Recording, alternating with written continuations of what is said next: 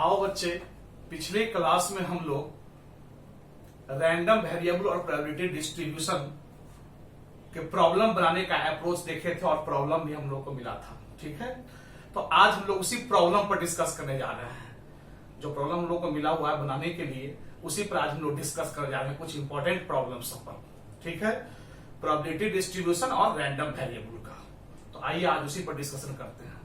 सबसे पहले first, second, third, fourth, ये चार प्रॉब्लम जो है शुरुआती, पहला, दूसरा, तीसरा, चौथा, वो बहुत इजी है और वो हम डिस्कस कर भी चुके हैं तुमको अप्रोच क्लास में। अप्रोच क्लास में सब पर डिस्कशन हो चुका है। सिक्का वाला हिसाब है, क्वाइन वाला और डाई वाला है, पासा वाला। तो 1 2 3 4 तक मतलब किसी को दिक्कत नहीं होगा, ये हम मान रहे हैं। 1 2 3 4 तक में किसी को दिक्कत नहीं। तो आओ हम पांचवा से डिस्कशन करते हैं, फिफ्थ नंबर से, फिफ्थ नंबर क्वेश्चन से। पांचवा क्वेश्चन क्या है हमारा, जरा ध्यान से देखो। पांचवा क्वेश्चन कहता है 3 cards are drawn from a pack of 52 playing cards. ताश के गड्डी में से 3 कार्ड खींचा जाता है। ठीक है, ताश के गड्डी में से 3 ठो पत्ती खींचा जाता है। Find the probability distribution of number of एक्काज। तो नंबर ऑफ एक्का का प्रोबेबिलिटी डिस्ट्रीब्यूशन ज्ञात कीजिए। ठीक है, तो जब ये 3 पत्ती खींचा जाएगा तो सबसे पहले रैंडम है, तो ऐसे ही क्लियर है, या तो एक को एक्का नहीं खिंचाएगा तो 0 हो गया, या एक एक्का आएगा तो 1 हो गया, या 2 एक्का आएगा तो 2 होगा, या तीनों एक्का आ जाएगा तो 3 होगा। क्लियर हो गया। जब ये प्लेइंग कार्ड से हम लोग 3 पत्ता खींचेंगे और एक्का की संख्या हम लोग का रैंडम वेरिएबल है, तो एक क्या हो सकता है, 3 पत्ती में क्या हो सकता है, एक को एक्का नहीं आएगा तो रैंडम वेरिएबल 0 नहीं हो जाएगा, या एक पत्ती एक्का खिंचा जाएगा मान लो 3 पत्ती में से, तो रैंडम वेरिएबल 1 नहीं हो गया, या 2 ठो एक्का आ जाएगा तो रैंडम वेरिएबल 2 नहीं हो जाएगा, या तीनों के तीनों एक एक खिंचा जाए तो रैंडम वेरिएबल क्या हो जाएगा, 3 हो जाएगा। तो हमारा रैंडम वेरिएबल यही ना होगा जी। तो आओ हम लोग प्रोबेबिलिटी डिस्ट्रीब्यूशन तैयार करते हैं। पांचवा हिसाब हमारा यही है।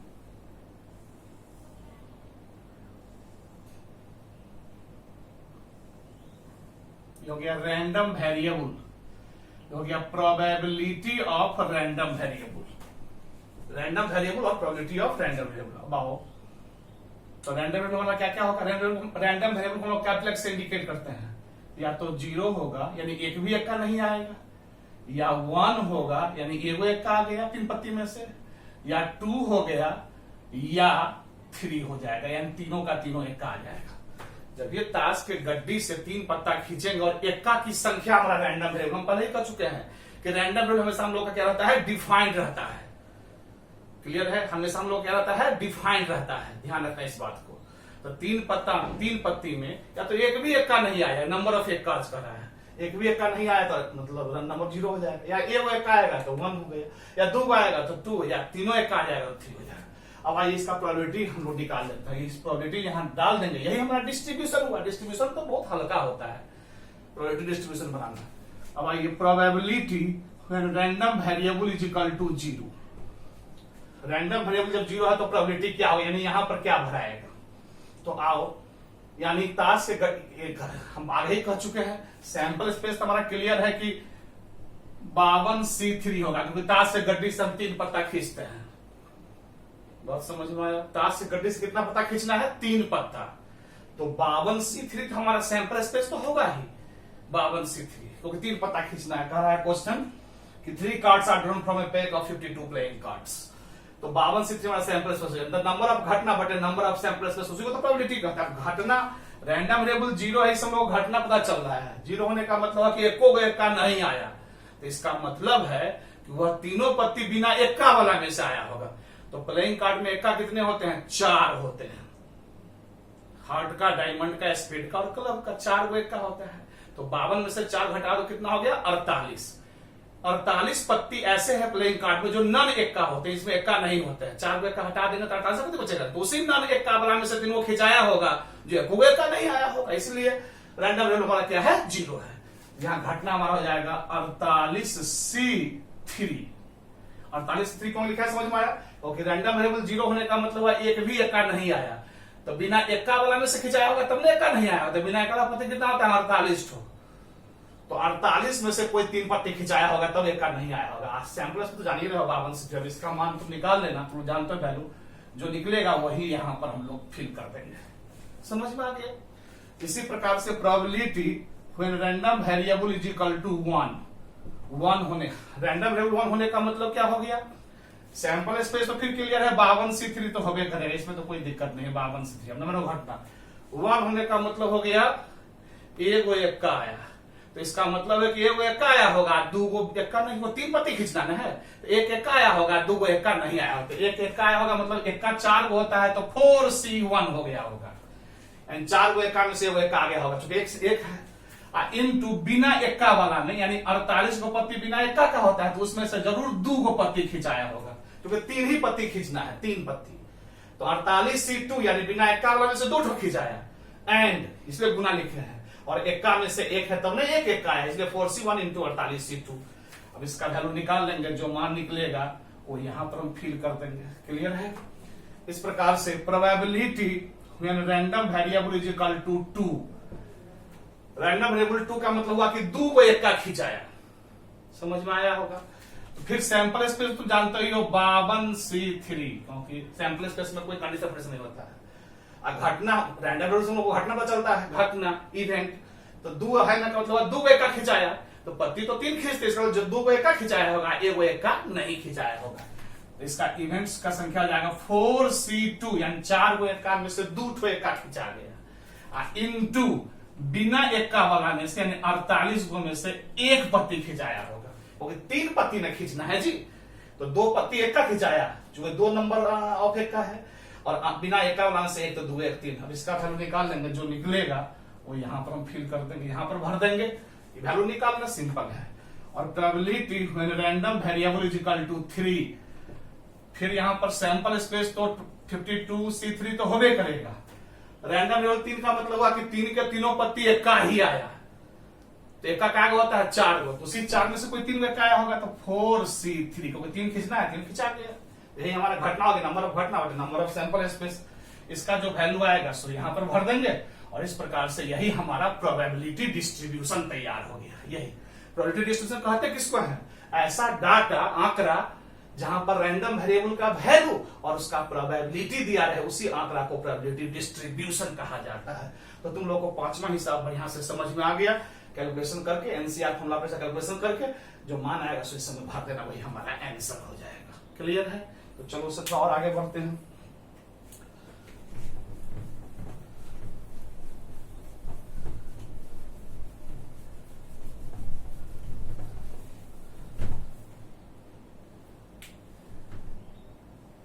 अब जरा छठा हिसाब में लो चले, देखो छठा क्या कह रहा है।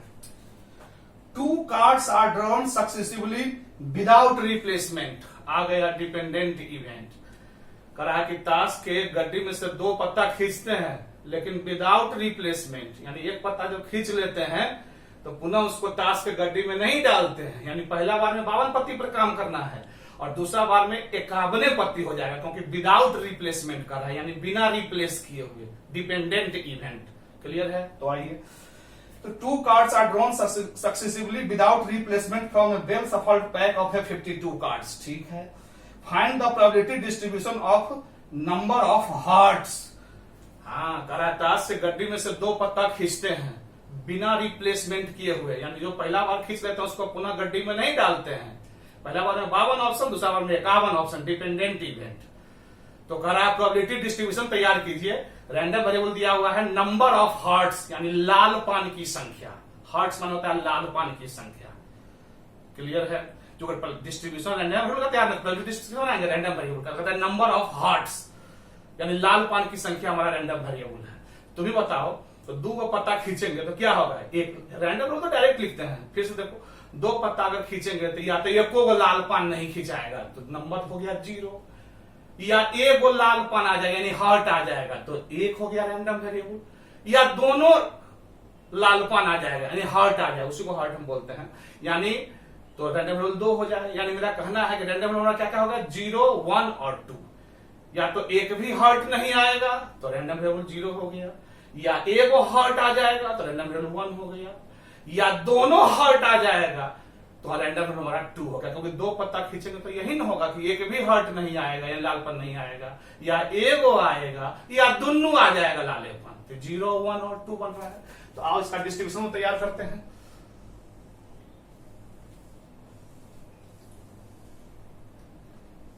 प्रोबेबिलिटी डिस्ट्रीब्यूशन बहुत आसान है। तो रैंडम वेरिएबल हो गया कैपिटल एक्स से, probability of random variable. Random पहले हम क्लियर कर चुके हैं, 0, 1 और 2 दो ही पत्ता खींचना है।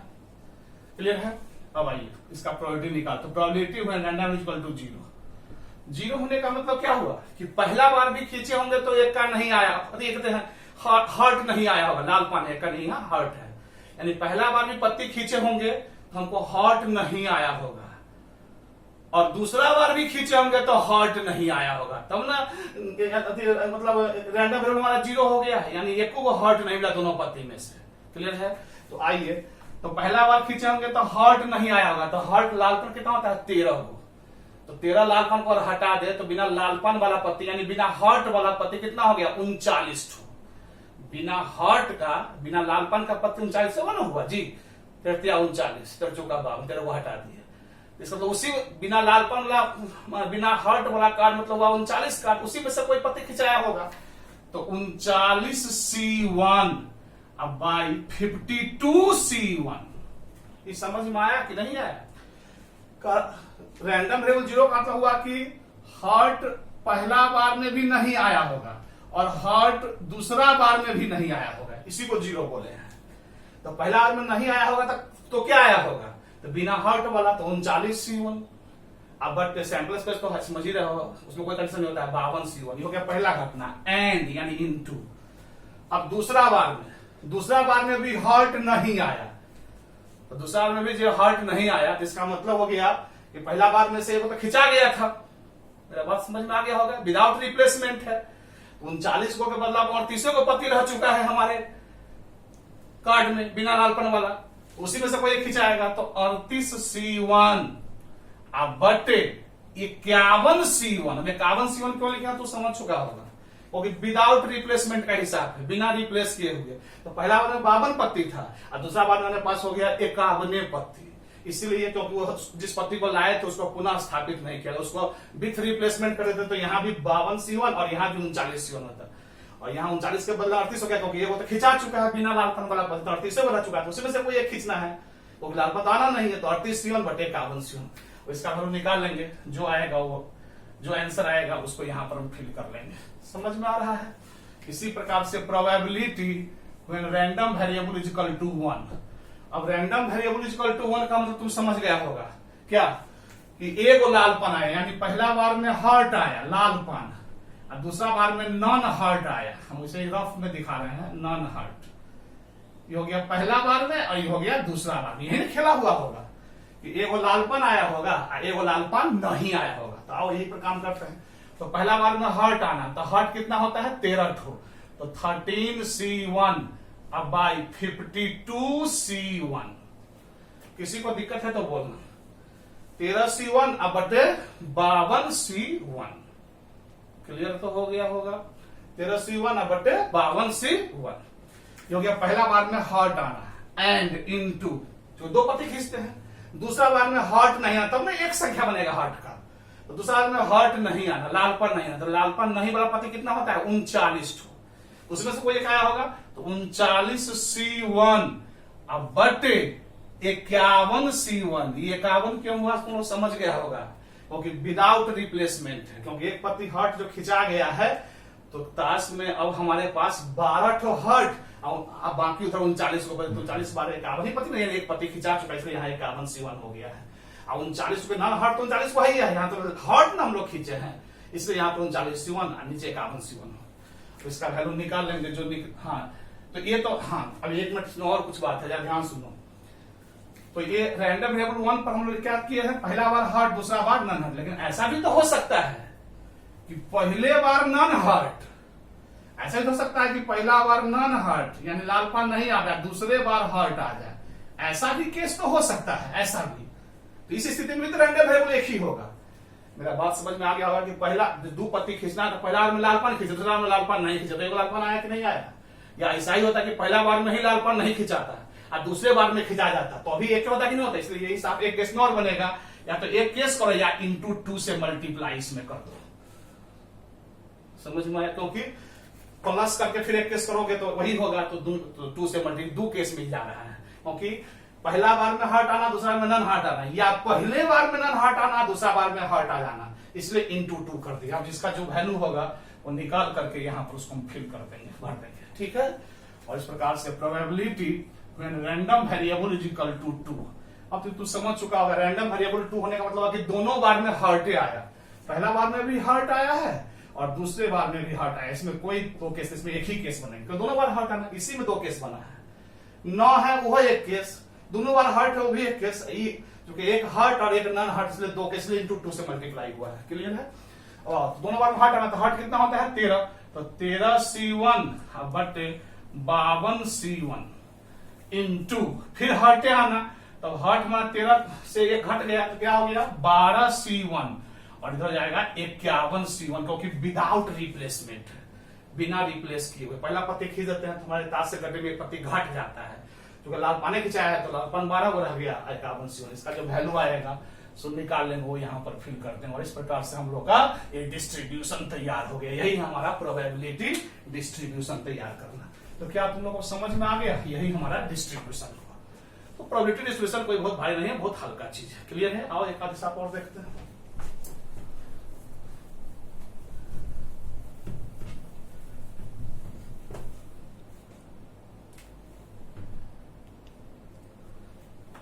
एक 7वां हिसाब है, an urn contains 3 white and 4 red balls.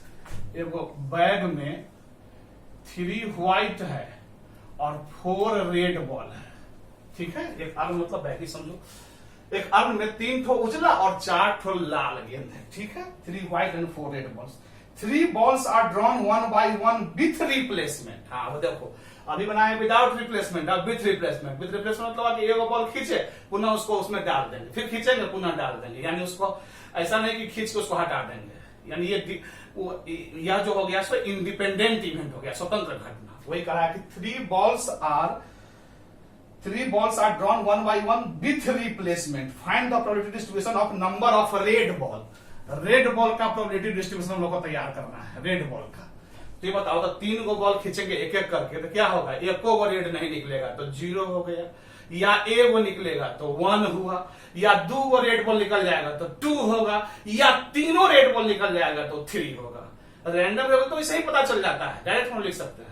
वो 3 ठो बॉल खींचना है 1 by 1 करके, और विथ रिप्लेसो कर देना, जो खींचे उसको फिर डाल देना है। तो 3 बॉल में क्या हुआ तो ही बताओ, या तो एको रेड नहीं निकलेगा तो उसी का नंबर क्या हो जाएगा 0, या तो एक वो निकलेगा तो 1 हो गया, दोनों 2 रेड बॉल निकल जाएगा तो 2, या तीनों रेड बॉल निकल जाएगा तो 3 हो जाएगा। तो यहां पर हमारा, तो ध्यान से देखना, यही हमारा डिस्ट्रीब्यूशन बनने जा रहा है। ये हो गया हमारा रैंडम वेरिएबल, ये हो गया प्रोबेबिलिटी ऑफ रैंडम वेरिएबल। तो रैंडम क्या हो जाएगा 0 1 2 और 3 0। हाँ चूंकि तीन ठो बॉल खींचना है 1 by 1 करके, वो भी है विथ रिप्लेसमेंट। तो 3 गो बॉल में क्या हो गया, तो एक भी रेड नहीं आएगा तो 0, या एक आ जाएगा तो 1, या 2 आ जाएगा तो 2, या तीनों आ जाएगा तो 3 हो गया, क्लियर है। अब आज का प्रोबेबिलिटी निकाल देते हैं। प्रोबेबिलिटी में रैंडम इक्वल टू 0। रैंडम 0 होने का मतलब क्या हो गया कि पहला बार में भी रेड नहीं आया होगा, नॉन रेड, यानी व्हाइट आ गया होगा। तो रेड और व्हाइट दो गेंद है, तो यहाँ तो रेड और व्हाइट पर चर्चा करना ज्यादा अच्छा रहेगा। तो रैंडम रोल 0 होने का मतलब पहला बार में भी व्हाइट खिंचाया होगा, दूसरा बार में व्हाइट, और तीसरा बार में भी व्हाइट, यानी एक भी रेड नहीं आया, इसलिए संख्या यहाँ पर 0 हो गया हुआ है, क्लियर है। उसी को बना दो, पहला बार में व्हाइट आना, तो व्हाइट कितना है 3 है, तो 3C1 by 7C1, 3C1 by 7C1। फिर एंड दूसरा बार में भी व्हाइट आना, क्योंकि जो बॉल खींचे तो उसको पुनः रिप्लेस कर दिए, इसलिए 3 के 3 उजला अभी भी इसमें है। यही विदाउट आता तो यहाँ 2C1 हो जाता, लेकिन यहाँ तो कहना है विथ रिप्लेसमेंट। तो दूसरा बार में भी वही बात 3C1 by 7C1, और तीसरा बार में भी फिर व्हाइट खींचना तो 3C1 by 7C1। इसका जो वैल्यू आ गया वो यहाँ पर हम लोग फिलअप कर देंगे, क्लियर है। तो यहाँ तक समझने में किसी को दिक्कत? तो मेरा ये कहना है कि सब में एक ही कैसे क्यों हुआ, क्योंकि कह रहा था विथ रिप्लेसमेंट, विदाउट नहीं, यानी जो बॉल खींचते हैं उसको पुनः फिर डाल देते हैं। तो पहला बार में खींचे हैं उसको फिर डाल देते हैं, फिर 3 का 3 तो उसका रहने करेगा, 3 और 4 7 के साथ रहेगा हमेशा, इसलिए ऐसा किया है। With replacement without replacement clear हो चुका। अब probability when random variable is equal to 1, अब 1 होने का मतलब तुम समझ चुका होगा क्या हुआ होगा। ऐसा हुआ होगा कि पहला बार में रेड आ जाए, ध्यान से देखना, पहला बार में क्या आ जाए रेड, और दूसरा बार में व्हाइट, और तीसरा बार में व्हाइट, ये केस हुआ होगा। तब ना एक रेड आया है तो एक लिखे, क्योंकि 3 को बॉल खींचना है तुमको, तो पहला बार में रेड आ गया, दूसरा बार में व्हाइट और तीसरा बार में व्हाइट, तो वही करते बनाते हैं। तो पहला बार में रेड आना, तो रेड का चार्ट हो तो 4C1 बाई 7C1 इंटू, दूसरा में क्या आना व्हाइट आना, व्हाइट कितना है 3 तो 3C1 बाई 7C1, क्योंकि विथ रिप्लेस क्या आता है, रेड खींचा है पुनः फिर डाल दिया उसमें, देख के फिर डाल दिया, इसलिए कोई सैंपल से प्रभाव नहीं पड़ता है, विथ रिप्लेसमेंट है। इनटू फिर तीसरा बार में भी रेड और व्हाइट आना, तो 3 व्हाइट फिर 3 है तो 3C1 बाई 7C1, क्लियर है। हो गया पहला बार में रेड, दूसरा बार में व्हाइट, और तीसरा बार में व्हाइट विथ रिप्लेस करके खींचना, इसलिए कोई प्रभाव नहीं पड़ा है, समझ में आया। अब तुम बताओ, एक रेड आना, यही केस तो संभव नहीं है, ऐसा भी हो सकता था कि पहले बार में व्हाइट आ जाता है, दूसरा बार में रेड और तीसरा बार में व्हाइट, ये भी तो हो सकता था, इसमें भी तो एक ही रेड बन रहा है। या ऐसा भी हो सकता था पहला बार में व्हाइट, दूसरा बार में व्हाइट और तीसरा बार में रेड आ जाता, यानी ये कितने केस बन रहे हैं 3 केस, यानी ऐसा 3 केस होगा, इसलिए इसमें क्या करते हैं 3 से हम मल्टीप्लाई कर देते हैं। नहीं समझ में आया क्यों 3 से गुना कैसे समझ में, क्योंकि एक और रेड खींचने का मतलब हुआ कि ये 3 टाइप से काम हो सकता है, पहला बार में रेड, दूसरा में व्हाइट, तीसरा में व्हाइट, या पहले व्हाइट दूसरा रेड तीसरा व्हाइट, या पहला दूसरा व्हाइट और तीसरा रेड, इसलिए 3 से मल्टीप्लाई कर, क्योंकि ये 3 केस मेरे हिसाब गया है, क्लियर है। इसका जो वैल्यू आएगा उस वैल्यू को यहाँ पर फिलअप कर देंगे, क्लियर है, यहाँ समझने में कोई दिक्कत नहीं। अब आओ probability when random variable is equal to 2, अब 2 रैंडम वेरिएबल होने का मतलब तू समझ चुका होगा कि 2 ठो रेड हुआ होगा और एगो व्हाइट, तो बताओ, तो 2 ठो रेड R और W, यही केस हुआ होगा, रेड और व्हाइट। आओ बनाते, तो पहले आदमी रेड आना, तो रेड का होगा 4 ठो तो 4C1 बाई 7C1 इंटू, दूसरा में भी रेड आना तो फिर 4C1 इंटू 7C1, क्योंकि विथ रिप्लेस करते हैं, पहला खींचते हैं उसको पुनः फिर डाल देते हैं, इसलिए बॉल पर कोई प्रभाव नहीं पड़ता, 7 के साथ हमेशा रहता है, 4 3 7। और दूसरा में व्हाइट खींचना, तो व्हाइट कितना है 3, तो 3C1 बाई 7C1, क्लियर है। अब इसमें भी देखो, रैंडम वेरिएबल 2 होने का मतलब 2 ठो रेड आया, तो 2 ठो रेड होने का भी तो 3 केस हो सकता है, इसे रेड व्हाइट, चाहे रेड व्हाइट रेड, ऐसे में भी तो 2 रेड हो रहा है, या व्हाइट रेड, देखो तो ये हिसाब भी 3 केस में जा रहा है कि नहीं जा रहा है।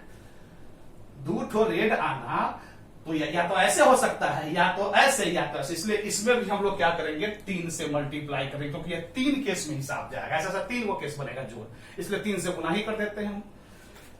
क्लियर हो गया होगा, जो वैल्यू आएगा उसको यहां पर हम लोग डाल देंगे, क्लियर है। इस प्रकार से probability when random variable is equal to 3, अब रैंडम वेरिएबल 3 में से एक केस बनेगा, यानी तीनों हमारा रेड आएगा, ऐसा R, पहला बार भी रेड, दूसरा बार भी रेड और तीसरा बार में भी रेड, इसमें तो कोई अलग केस होगा नहीं। तो आओ, रेड कितना है 4 है, तो 4C1 बाई 7C1 पहला बार में, इंटू फिर दूसरा जन भी red 4C1 by 7C1, okay with replacement कर दे रहे हैं, फिर into 4C1 by 7C1, clear है। इसका जो वैल्यू आएगा वो इसमें डाल देंगे, और इस प्रकार से हम लोगों का डिस्ट्रीब्यूशन तैयार हो गया, क्लियर है, यही हमारा प्रोबेबिलिटी डिस्ट्रीब्यूशन होगा।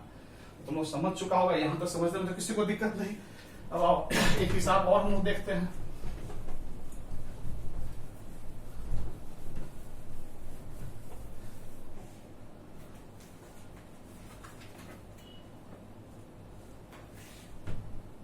एक 8वां करा है, 2 cards are drawn successively with replacement from a well shuffled pack of 52 card. फिर वही बात बोल रहा है, ताश के गड्डी में से 2 पत्ता खींचते हैं विथ रिप्लेसमेंट कर करके, यहां भी विदाउट नहीं है, फिर अभी जो हिसाब बनाया वही है, यानी जो खींचे उसको पुनः ताश के गड्डी में क्या किया डाल दिए, उसी को विथ रिप्लेसमेंट करते हैं। इंडिपेंडेंट घटना है, स्वतंत्र घटना है, with replacement from well shuffled pack. Find the probability distribution of number of success when getting a king is considered as success। देखो भाई, ताश गड्डी से दो पत्ता खींचते हैं और नंबर ऑफ किंग ही हमारा रैंडम वेरिएबल है। नंबर ऑफ किंग कह रहा है, किंग को ही सक्सेस कह रहा है, सफलता। तो नंबर ऑफ किंग हमारा रैंडम वेरिएबल हो गया। तो दो पत्ता खींचेंगे तो क्या होगा, या तो एक भी किंग नहीं आएगा तो 0, सेम पिछला हिसाब की तरह, या एगो किंग आ जाएगा तो 1, या दोनों किंग आ जाएगा तो 2 हो जाएगा। यानी हमारा रैंडम वेरिएबल हो जाएगा ऐसे,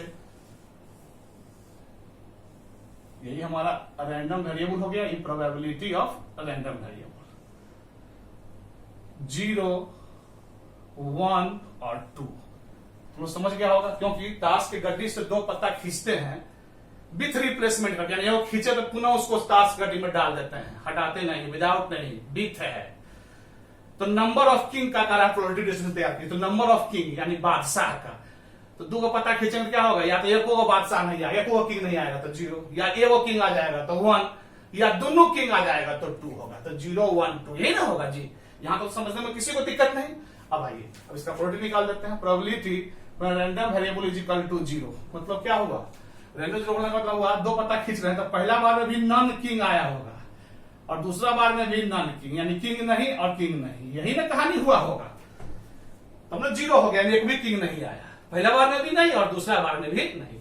तो बिना किंग के पति कितना होता है, 48, क्योंकि किंग 4 होता है, 4 बादशाह होता है, तो 4 हटा देंगे तो 48 ही बचेगा। तो उसी 48 में से कोई खिंचाया होगा, तो 48C1 अब बटे 52C1, सैंपल स्पेस कुछ भी हो सकता है, इसलिए 52C1 लिखे हैं। और दूसरा बार में भी 48C1 अब बटे 52C1। ऐसा क्यों किया तुम लोग को समझ में आ गया होगा। इसलिए ऐसा किया क्योंकि विथ रिप्लेसमेंट किए हैं, क्योंकि जो पति खींचे थे उसको पुनः उस ताश गड्डी में डाल दिए। तो पहला बार में 48 को बिना बादशाह वाला पति है और दूसरे बार में भी बिना बादशाह वाला पति 48 ही, और सैंपल स्पेस वही 52C1। यही अगर आता विदाउट रिप्लेसमेंट तो यहाँ 47C1 हो जाता और यहाँ 51C1 हो जाता। क्लियर है। चलो ठीक है, विथ रिप्लेसमेंट इसका जो वैल्यू आएगा वो यहाँ पर हम लोग डाल लेंगे। क्लियर है। इस प्रकार से probability random variable is equal to 1 होने का मतलब क्या हुआ कि एक ठो किंग आया, यानी पहला बार में किंग आया होगा और दूसरा बार में नॉन किंग, यानी किंग नहीं आया होगा, उसी को नॉन किंग लिख दीजिए। यही केस बना होगा, पहला बार में किंग आना और दूसरा बार में नॉन किंग आना। तो बनाओ इस पहला तो किंग आना, किंग कितना होता है, 4 बादशाह होते हैं। तो 4C1 अब बटे 52C1 इंटू पहला बार में किंग आना और दूसरा बार में नॉन किंग आना। क्लियर है। तो नॉन किंग कितना होता है, 48 हो, तो 48C1 अब बटे 52C1, क्योंकि ताश को पुनः रिप्लेस कर देते हैं विथ रिप्लेसमेंट। यहां तो समझने में कोई दिक्कत। अब ये देखो, तो ये तो हो गया इस केस में, लेकिन एक वो किंग होना तो ऐसे भी हो सकता है, या तो ऐसे ही होगा कि पहले बार में नॉन किंग आता है और दूसरा बार में किंग आ जाता है। दो केस ना बनेगा एक किंग होने के लिए, इसलिए इसमें क्या करेंगे, 2 से मल्टीप्लाई कर देंगे। हम बार बार बोल रहे हैं इस बात को। क्लियर है। इसका जो आएगा सो यहां पर फिलअप कर देंगे। और probability random variable is equal to 2 मतलब समझ चुका होगा तुम। 2 का मतलब हो गया कि पहला बार में भी किंग आया होगा और दूसरा बार में भी किंग आया होगा, तब ना 2 को किंग मिलेगा। एक ही केस बनेगा इसमें। तो किंग होता है 4 ठो, तो 4C1 अब बटे 52C1 इंटू 4C1 बटे 52C1, क्योंकि विथ रिप्लेसमेंट है। किंग जो खींचे होंगे पुनः उसको डाल दिए, ताश गड्डी में 52 के 52 पत्ते जो करते हुए हैं और 4 के 4 किंग हमेशा मौजूद है। यही रहता है विदाउट रिप्लेसमेंट। तो यहाँ 3C1 और यहाँ 51C1 हो जाता है। अब इसका जो वैल्यू आएगा सो निकाल करके यहाँ पर फिल कर देंगे और इस प्रकार से यह हमारा प्रोबेबिलिटी डिस्ट्रीब्यूशन तैयार हो गया। तो यहां तक समझने में किसी को दिक्कत नहीं होगा। तो यहां तक तो क्लियर हो गया। चलो, तो इतना तक समझने के बाद तुम लोगों को बहुत कुछ क्लियर हो गया होगा। क्लियर है। अब तुमको और आगे का प्रॉब्लम बनाने में और सुविधा मिल गई होगी, क्योंकि बहुत सारी बात हम बोल दिए हैं। ठीक है। इसके आगे फिर जो प्रॉब्लम सब है वो सब लोग नेक्स्ट क्लास में चर्चा करेंगे। आज की कहानी यहीं तक। तो यहां तक समझने में किसी को दिक्कत नहीं। चलो, तो सभी बच्चों को बहुत बहुत प्यार और thank you for your patience.